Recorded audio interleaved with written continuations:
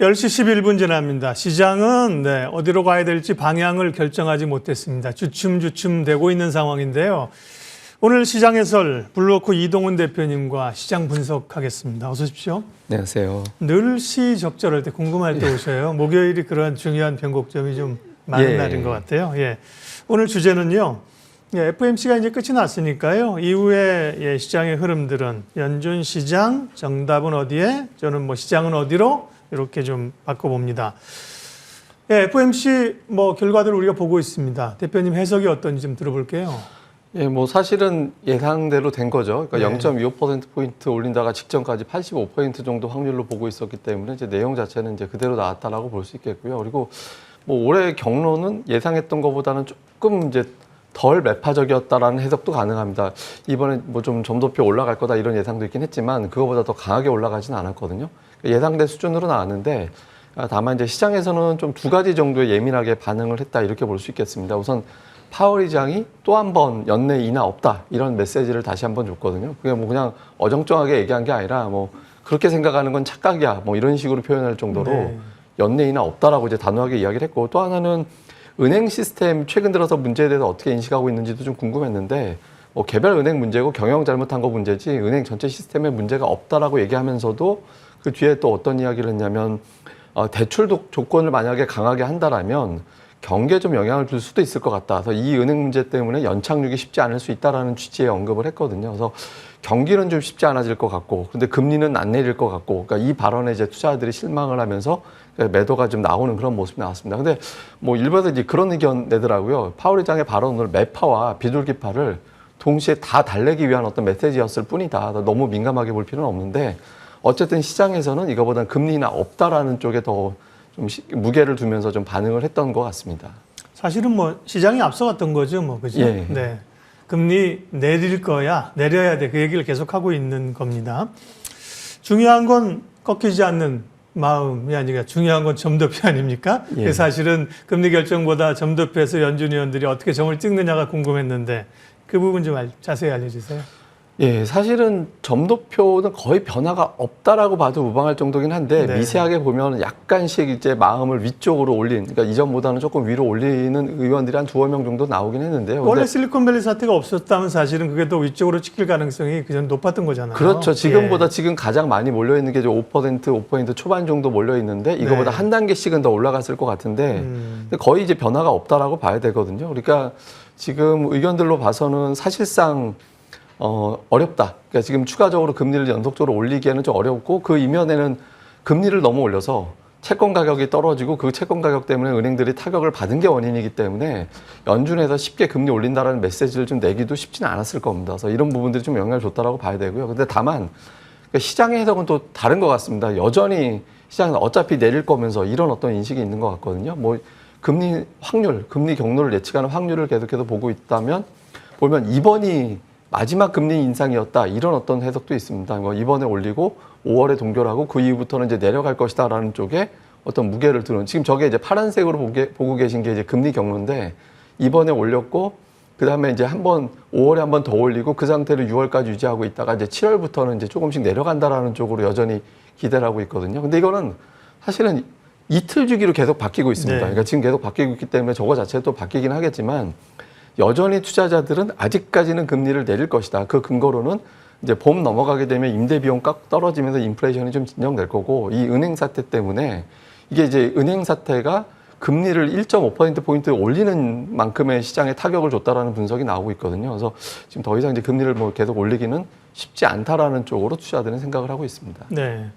지난 연준 위원들도 말씀드린 것처럼 실리콘밸리 은행 사태가 없었다면 그 금리의 상당히 올라가는 분위기였거든요. 근데 이제 그냥 12월과 비슷한 수준에서 일단 멈췄다고 볼 수가 있는 거죠. 그죠? 상황을 보겠다. 앞서 점도표 한번 보여주시면요. 점이 많이 찍혀 있는데 이게 무슨 점인지 모르니까 해석을 조금 해 주십시오. 그러니까 많은데 2020 왼쪽이 23년 올해, 24년, 25년 이렇게 이건 연간 전망 점을 찍는 거군요. 그러니까 올해 이제 금리가 앞으로 어떻게 될 거냐라는 거를 이제 18명 의원들이 이렇게 점을 찍는 건데 보통 이제 가장 많이 찍혀 있는 자리를 이제 금리 그 정도를 기준금리로 우리가 예상을 합니다. 근데 지금 보시면 5에서 5.25 사이에 10명이 찍혀 있거든요. 제일 왼쪽에 상단에 있는 거죠. 예, 그렇죠. 그러니까 그게 이제 그래서 현재로서는 연내 한 번 정도 더 올릴 것 같다라는 쪽을 그렇게 해석을 하는 거고, 네. 다만 그 위로 예상하는 분들도 한 7명 정도는 있습니다. 네. 그러니까 말 바꾸면 두세 사람만 마음을 바꾸면 여기서부터 금리가 더 올라갈 수도 있다라는 거거든요. 그 다음에 이제 내년도에는 그럼 이제 금리를 내려갈 거냐? 내년엔 중앙값이 그러면 4% 내려가 있죠. 4% 초반까지 내려가서 네, 네. 내년도 같은 경우는 가장 많이 몰려 있는 게 예. 4에서 4.25거든요. 그래서 올해 이제 올려놓고 내년도에는 1%포인트 정도 내려갈 것으로 일단 연준 분위기는 그렇게 돼 있다라는 건데, 이건 뭐 회의 때마다 좀 바뀌는 거라, 네. 이건 지금 현재로서는 그렇다 정도로 보시면 됩니다. 제가 그 얘기, 제 말이, 점도표를 찍어서 중요한 하긴 하나, 다음번 회의에 점은 바뀔 수 있고, 페드워치에서 금리 인상이나 전망은 하루 단위로 바뀐다. 예. 시장의 심리를 반영하니까 참고하고 보고요. 어제 그러니까 제롬 파월 의장이 열심히 연설하고 있는데 갑자기 주가가 밀리니까 뭐지? 근데 그 뒤에 이제 옐런 의장의 의회 발언이 있었어요. 예. 전날은 글쎄 보도가 결국 잘못됐다는 건데 그러는 거죠. 뭐 예금 뭘 다 해줄 것처럼 시사했다고 하다 어제는 아니다 그러면서 그 충격이 있었거든요. 그러면 은행권 리스크는 어떻게 되는 거예요? 은행 리스크는 사실은 피크는 지나갔다라고 봐야 됩니다. 그러니까 이제 예. 크레딧 스위스 문제가 좀 컸죠. 왜냐하면 이제 기존의 실리콘밸리 은행이라든가 이 정도 가지고는 뭐 그렇게 큰 타격은 아닌데, 만약에 크레딧 스위스가 완전히 이제 무너지고 거기에 대한 부채를 못 갚는 상황으로 완전히 되게 된다라면 큰 거죠. 예. 예, 그 다음에 또 뭐가 문제가 생길 수 있었던 부분이었거든요. 근데 이게 이제 어쨌든 UBS하고 합병을 하면서 이제 일단 수습이 됐다라고 이제 보는 거죠. 그리고 뭐 조금 전에 말씀하신 대로 어제까지는 이제 옐런 장관이 모든 예금에 대해서 보호할 것 같이 얘기를 했고, 오늘 네. 같은 경우는 그건 또 아니다라고 얘기를 했는데, 그러게요. 사실은 말을 바꿨다라고 보기는 어렵고요. 그러니까 전제가 좀 바뀐 것 정도로 보시면 됩니다. 그러니까 오늘 같은 경우도 시스템에 문제가 생긴다면, 예, 그러니까 미국 어떤 금융 시스템에 문제가 생길 정도의 사안이 된다라면 보호할 수도 있지만, 그러니까 지금은 뭐 미국이 튼튼하고 예금 상황이라든가 이런 것들도 어느 정도 좀 안정이 돼 있는 상태이기 때문에 뭐 지금 보호할 필요는 없다라는 식으로 얘기한 걸로 해석이 되는 거거든요. 그래서 지금으로서는 옐런은 어떻게 보면 보호한다라는 메시지 자체가 지금 아직도 위험해 이런 메시지를 준다라고 생각을 했던 것 같아요. 그래서 지금 뭐 고비 넘겼어라는 이런 메시지를 준 걸로 보여지는데, 이제 시장에서는 어제하고 말이 바뀌었다. 어제 그것 때문에 올라갔는데 말이 바뀐 거 아닌가 이렇게 이제 생각을 하는 것 같습니다. 근데 어쨌든 은행 리스크는 좀 피크를 치고 있다라고 볼 수 있는 게 좀 몇 가지 제가 이제 차트를 좀 가지고 온 게 있는데, 이번에 이제 미국발 은행 리스크가 가장 큰 문제는 지금 차트를 보고 계신 것 중에 그 선으로 보고 계신 게 미국의 국채 가격입니다. 예. 그러니까 채권 가격인데 채권 가격이 뚝 떨어지는 구간이 나왔잖아요. 저게 이제 금리를 자꾸 올리다 보니까 네. 채권 가격이 떨어지고, 그 막대 그래프로 보고 계신 게 이제 뭐냐면 쉽게 얘기해서 은행들이 채권 투자했다 손실 나고 있는 규모 이렇게 보시면 되는데, 쭉 떨어지면서 손실이 커졌죠. 그러니까 기다리면 되는데 만기까지 기다리면 되는데 만기 전에 팔아야 되는 상황이 생기다 보니까 그 은행들은 부채를 못 갚아버리는 상황이 만들어졌고, 그 과정에서 뱅크런이 또 발생하면서 이제 문제가 됐던 거거든요. 근데 그 말 바꾸면 시간만 보내면 어느 정도 이제 채권 만기 때까지 기다리고만 있으면 다시 이제 원금이라든가 이자가 보장이 되니까 괜찮은데, 그러니까 문제가 터지면서 지금 그렇게 된 거잖아요. 근데 그 다음 그림을 보시면 이게 대형은행까지 번지게 된다라면 또 문제가 생기는 거잖아요. 근데 지금 이 그래프는 뭐냐면 대형은행 비중 중에서 그 예금 보호가 안 되는 은행의 비율, 그러니까 이걸 나타내는 겁니다. 그러니까 은행 보호, 그러니까 25만 달러 이상은 이제 보호가 안 되잖아요. 근데 보호가 안 되는 비율이 높아진다라면 뱅크런 확률이 그만큼 높아지는 건데, 대형은행 같은 경우는 그 비율이 오히려 떨어지고 있었습니다. 저게 왜 떨어졌냐면 저금리 시대가 오래 지속되면서 조금이라도 이자를 많이 주는 중소형은행 쪽으로 넘어가다 보니까 대형은행은 고액 자산가들이 투자를 금액을 맡기고, 중소형 쪽은 상대적으로 소액 어떤 예금자들이 많이 맡기면서 저런 현상이 나타났거든요. 그러니까 뱅크런이 발생할 확률 자체가 대형은행 쪽은 좀 낮아지고 있는 추세라서, 지금으로서는 뭐 은행 리스크가 여기서부터 본격적으로 확대가 된다 이렇게 보기는 좀 어렵다라고 봐야 됩니다. 그래서 네. 지금은 뭐 이거보다는 이제 경기 침체 쪽으로 좀 시선이 넘어가지 않을까 이렇게 보고 있습니다. 원래 SC는 사실은 원래 좀 약한 고리였어요. 그 예, 전부터도 위기 나올 때마다 크레딧 스위스 얘기는 나왔거든요. 예. 근데 요번에 어떻게 보면 실리콘밸리 은행 사태가 나오면서 크레딧 스위스 문제를 봉합한 그 좋게 보면 됐죠. 그죠? 예, 네. 예, 예. 그렇게 해석할 수도 있어요. 예. 수면이 약간 고리잖아요. 그죠? 예. 네. 건강하게만 이제 진화가 된다면 그렇게 볼 수 있는 거고요. 예. 그래서 그럼 이제 시장 얘기하겠습니다. 이제 FOMC까지 중요한 결정들을 보면서 3월 후반부를 간단 말이죠. 네. 그러면 이제 국내 지수 시장을 보면 어떻게 보세요? 근데 우리가 지금 돌이켜 보면 마치 금융위기 터질 것 같이 막 뉴스들이 나왔는데. 네. 근데 지수가 안 빠져 있거든요. 예. 그러니까 나스닥이 막 6일 연속 올라가고 막 이런 현상이 나타났었고, 코스닥도 지금 뭐 오늘 오전에 잠깐 플러스 났습니다만은 이제 작년 이후 처음으로 7일 연속 올라가는 이제 그런 모습들이 나타나고 있거든요. 그래서 지금 시장이 생각보다는 이 재료에 대해서 강했고, 그 강했던 이면에는 이것 때문에 금리 어차피 못 올릴 거니까, 그러니까 예상했던 것보다 이제 걱정했던 것보다는 한 단계 아래에서 이제 금리 인상이 멈출 것 같으니까 이제 시장이 좀 반응했다라고도 볼 수 있고, 그러니까 본의 아니게 의도와 다르게 연준의 대차 대조표 증가, 그러니까 돈이 어쨌든 더 많이 또 들어오게 되는, 은행 쪽으로 유입되게 되는 그런 상황이 만들어지면서 은행도 어쨌든 고비는 넘겼다, 이런 이제 인식들이 있거든요. 그래서 이런 부분들을 좀 생각을 해본다라면 이제 주식 시장은 단기적으로는 이제 연준 인사들의 입이 좀 풀렸기 때문에 이제 블랙아웃가 넘어가면서 연준 인사들의 메시지들이 나오면서 좀 불안정한 움직임이 나올 수는 있겠지만, 그러니까 궁극적으로는 고비는 넘긴 상태다라는 점에서 본다라면 뭐 지수 상승 시대는 계속 나타날 것 같습니다. 다만 시장이 올라가기 위해서는 두 가지 조건이 필요하거든요. 그러니까 주도주와 주도 매수 세력이 필요한데, 우선 주도주라고 할 수 있는 게 지금은 코스피에서는 안 보입니다. 그러니까 지수 대비 강했던 종목이라고 해봐야 SK텔레콤밖에 없었거든요. 네. 그러니까 그 외 종목들이 강하지 않았으니까 삼성전자가 이제 실적 바닥론을 만들어내면서 올라오느냐. 그다음에 외국인 투자자들이 연속적인 매수를 하지 않고 있거든요. 그래서 외국인 투자들의 매수가 들어오느냐. 이게 좀 확인돼야 되는데, 그 전까지는 2,400 중심으로 좀 움직이다가 삼성전자 잠정 실적 발표가 나온 즈음 됐을 때부터 이제 좀 시장의 방향이 나오지 않을까, 이렇게 보고 있습니다. 삼성전자는 잠정 실적을 1분기가 이제 3월까지니까 바로 지나고 이제 첫 주쯤 발표하잖아요. 4월 초가 되겠네요. 예, 그렇죠? 예. 네. 2주 정도 있으면 나오게 되겠죠. 네, 예. 그게 이제 중요한 변곡점이 되겠네요. 시장 얘기에서 주도주 얘기로 가겠습니다. 워낙 말씀하신 것처럼 지수도 보더라도 보면 추세적으로 한 주봉을 봐도 코스피는 조금 더 좀 눌리고, 근데 코스닥은 사실은 흐름이 좋거든요. 예. 그게 대표적인 게 이제 2차 전지가 예. 구성하고 있지 않겠습니까? 예. 2차 전지는 여전히 강한 모습인데 주도주로 가는가, 아니면 차기 주도주를 더 열심히 좀 더 많이 봐야 되는가, 어떻게 해야 됩니까?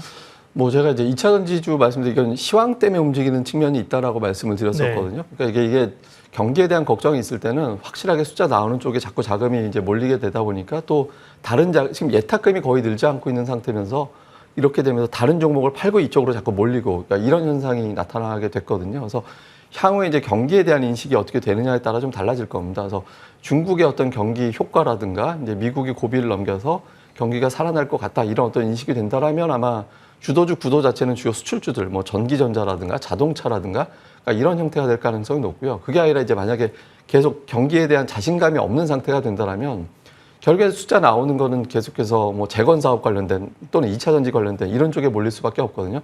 최근에 상대적으로 탄력이 좋았던 게 2차 전지하고 철강 쪽인데, 개인적으로는 이제 경기에 대한 우려가 그렇게 크게 부각될 것 같지는 않아서 2차 전지가 연속적으로 뭐 계속 밀고 올라가기보다는 아마 이제 경기 기대감, 수출주 이쪽으로 조금 온기가 돌지 않을까, 이렇게 보고 있습니다. 네.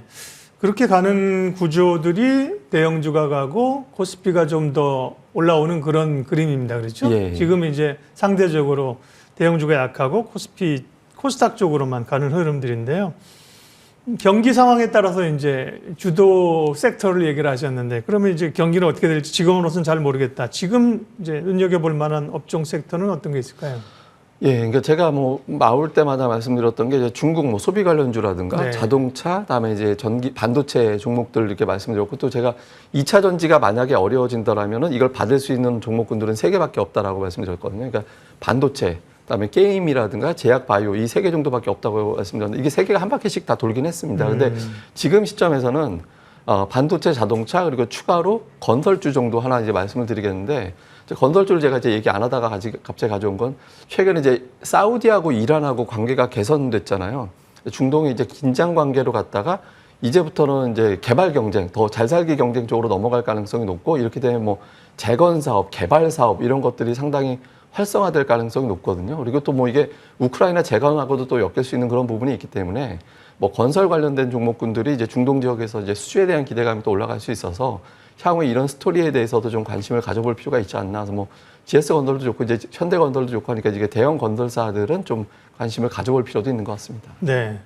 반도체는 뭐 타이밍의 문제지 별 이견이 없고요. 건설도 이제 건설이나 인프라 좀 보자고 하시고, 자동차는 그러면 이제 뭐 완성차나 부품 쪽을 얘기하시는 건가요? 예, 뭐 자동차 같은 경우는 지금 뭐 보조금 이슈에도 불구하고 미국에서 판매량은 여전히 선전하고 있다라는 게 나오고 있거든요. 네. 그래서 이런 것들을 고려해 본다라면은 뭐 자동차 완성차 중에서는 뭐 기아차 쪽이 조금 더 탄력이 좋아 보이고요. 그리고 부품사 중에서는 제가 가끔 말씀드리게 SL이라는 종목 가끔 말씀드리고 있는데 네. SL이라는 종목에 대해서도 최근에 이제 주가가 많이 빠져 있는 상태에서 그렇게 크게 반등을 하지는 못하고 있거든요. 그래서 SL 같은 종목 실적 대비 주가는 뭐 이렇게 비싸다라고 보기 어려운 종목이기 때문에 움직임은 뭐 계속해서 한 번씩은 체크해 보셔도 좋을 것 같습니다. 마지막으로 이제 금리를 이번에도 올렸고, 한 번 점도표로 보면 한 번 정도 더 올려야 되는데, 시장에서 물론 이번에 끝이다라고 하지만 어쨌든 금리 인상이 멈추는 시기로 들어갔다고 하면 이제 성장주가 더 부각되는 것 아니냐? 예. 뭐 그런 뭐 아까 이제 바이오 얘기는 하셨지만 그죠? 예, 플랫폼이라든지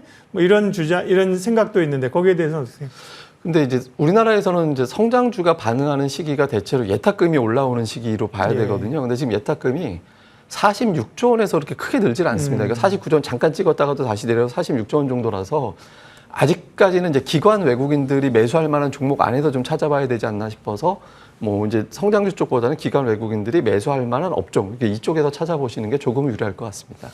네, 늘 차분한 시장 해석. 오늘은 FOMC가 끝나고 이후의 시장 방향들 점검했습니다. 블루오크 이동훈 대표님 함께했습니다.